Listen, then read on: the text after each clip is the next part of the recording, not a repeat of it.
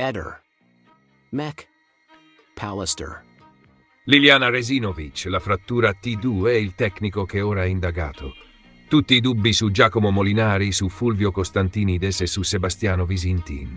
Nel caso di Liliana Resinovic c'è un dettaglio anatomico che, da semplice nootecnica, si è trasformato in detonatore giudiziario. È la famosa frattura della vertebra toracica T2 che oggi torna al centro delle indagini insieme al nome di chi quella frattura ha provato a intestarsela in ritardo. Il preparatore anatomico Giacomo Molinari. Secondo le novità emerse in serata, Molinari risulta ora indagato e gli inquirenti vogliono capire che legami avesse con il medico legale Fulvio Costantinides e se, in qualche modo, potesse già conoscere o essere vicino a Sebastiano Visintin, il marito di Liliana, indagato per omicidio.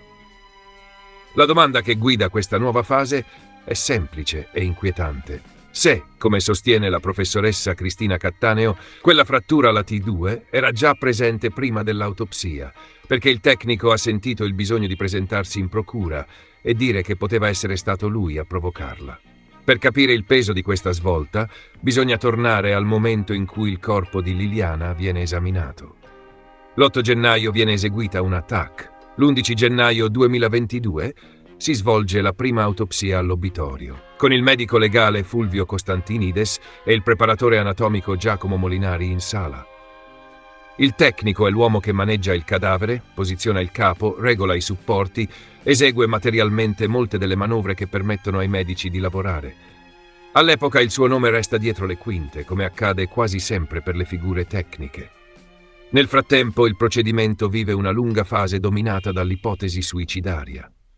Solo più tardi entra in scena la superperizia coordinata da Cristina Cattaneo, che ribalta lo scenario e parla di morte asfittica per intervento di terzi, con una serie di lesioni compatibili con un'azione violenta. Tra queste lesioni, la frattura della T2 viene letta come segno che qualcosa di importante è accaduto alla parte alta del rachide di Liliana, in un momento vicino alla morte. Ed è proprio quando la T2 assume questo valore di possibile indizio di aggressione che, a distanza di anni, irrompe sulla scena il preparatore anatomico. Giacomo Molinari si presenta agli inquirenti e riferisce di temere di essere stato lui a rompere quella vertebra durante l'autopsia.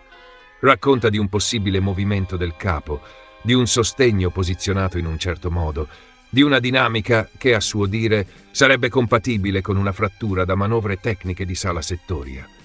In sostanza suggerisce che la famosa T2 non sarebbe la cicatrice di un gesto violento, ma la conseguenza accidentale di un atto medico. Quella versione, però, entra subito in rotta di collisione con la famiglia Resinovic.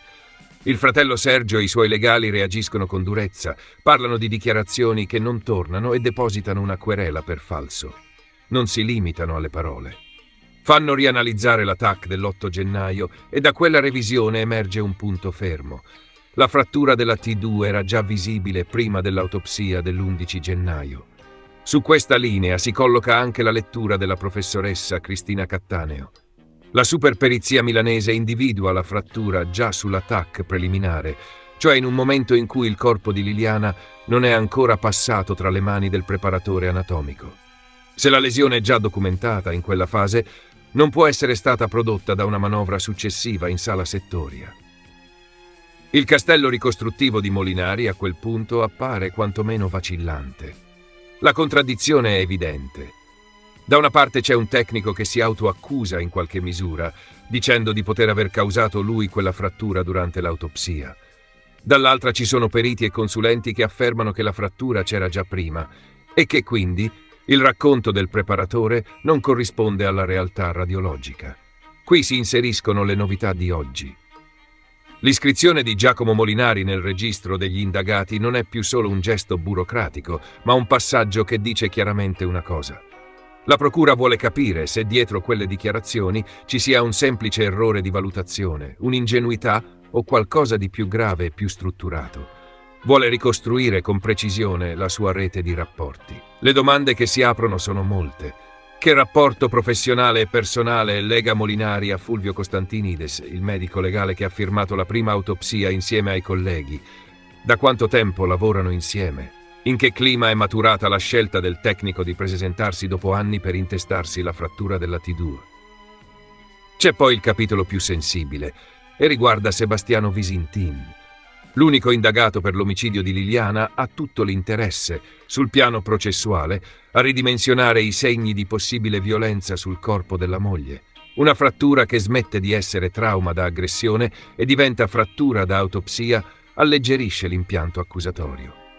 È per questo che gli inquirenti vogliono capire se Molinari abbia maturato la sua versione in totale autonomia o se prima di parlare abbia avuto contatti diretti o indiretti con l'area difensiva di Visintin, con chi ne cura la linea mediatica, con chi sostiene da anni la tesi del gesto volontario. Il cuore della questione oggi non è solo stabilire come si è rotta la T2, ma decifrare perché un tecnico che lavora in obitorio, consapevole del peso di certe parole in un caso mediaticamente esplosivo, ha deciso di assumersi una responsabilità che le immagini radiologiche sembrano smentire. Se la frattura era già presente all'8 gennaio, la narrazione della T2, come conseguenza di un errore da sala settoria, perde credibilità.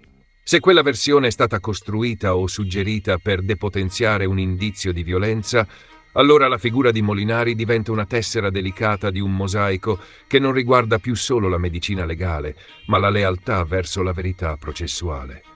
Da un lato, quindi, resta la superperizia di Cattaneo con la sua lettura di una morte da intervento di terzi e di una frattura T2 già documentata prima dell'autopsia. Dall'altro c'è la parabola del preparatore anatomico che si mette al centro della scena con una versione che oggi viene messa pesantemente in discussione. In mezzo c'è la procura che ora vuole scandagliare ogni legame tra questo tecnico, il mondo dei medici legali che hanno seguito il caso e l'orbita di Sebastiano Visintin. Il risultato è che la frattura T2 smette di essere soltanto un dettaglio anatomico e diventa un test di affidabilità di chi ha parlato, di chi ha firmato referti, di chi ha provato a reinterpretare il corpo di Liliana a posteriori. Su quella piccola lesione vertebrale si gioca una partita che riguarda la credibilità delle versioni, il peso dei rapporti personali e la trasparenza di un pezzo delicatissimo dell'indagine. E la domanda, oggi più che mai, resta sospesa ma chiarissima. Se la frattura c'era già secondo Cattaneo, a chi conveniva davvero che qualcuno si alzasse in piedi per dire di averla provocata in obitorio? Io di questo certe cose non le riesco a capire, lascio a voi che seguite i casi profondamente. Io da adesso in poi, ti dico sinceramente, mi dedicherò a parlare di Liliana, della sua vita, chi era Liliana, che forse di Liliana non gli frega più niente a nessuno. Io invece voglio parlare di lei, di quello che era. Adesso in poi io parlerò solo di questo. Già dall'inizio ho detto ci sono due consulenze che sono divergenti tra di loro, cioè Costantinides dice determinate cose, la Cattaneo dice, cioè io a questo punto mi arrendo e mi metto alle mani degli inquirenti per dare queste risposte. Tu hai regalato un telefono a una tua amica che fa video su YouTube. Adesso si scopre che questa tua amica è anche conoscente della famosa tipa della Wind che cercò di dire che Sterpin era già stato lì con Liliana. Trieste sembra diventata piccola come un paesino di montagna perché a quanto pare lì vi conoscete tutti. Io resto veramente allibito nel sentire queste cose qua. Io non credo che tra loro ci fosse conoscenza, assolutamente. No, assolutamente. Ehi, non dimenticare di iscriverti a questo canale.